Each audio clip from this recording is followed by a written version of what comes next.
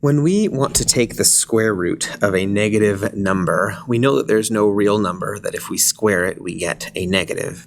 And so we introduce a number, which is what we call an imaginary number, the imaginary unit I. And the way that we define I is the square root of negative 1, the principal square root of negative 1. We just call this thing I. And the reason that we call it imaginary is not because it doesn't really exist, but because it's not what we would classify as a real number, meaning we can't plot it on the real number line. But it is still extremely important and does show up a lot in various physical applications in the world. So this opens a whole new realm of computation that we can do with numbers. Any number now we can take the square root of, including negative numbers.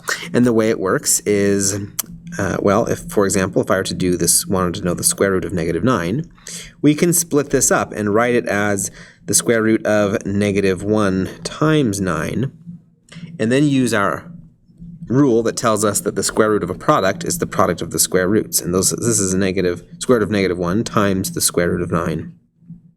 And then, of course, the square root of negative 1 is I, and the square root of 9 is 3.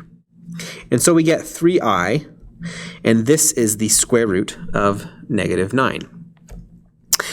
Now, numbers that have I in them, we have a special name for them, and those are complex numbers. Complex numbers are numbers of the form, and this is as general as we can get, a plus b times I.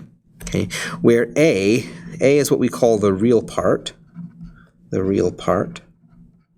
and b is what we call the imaginary part of the number.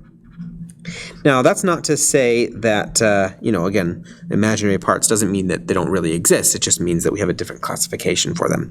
And all together, okay, this whole thing is what we call a complex number.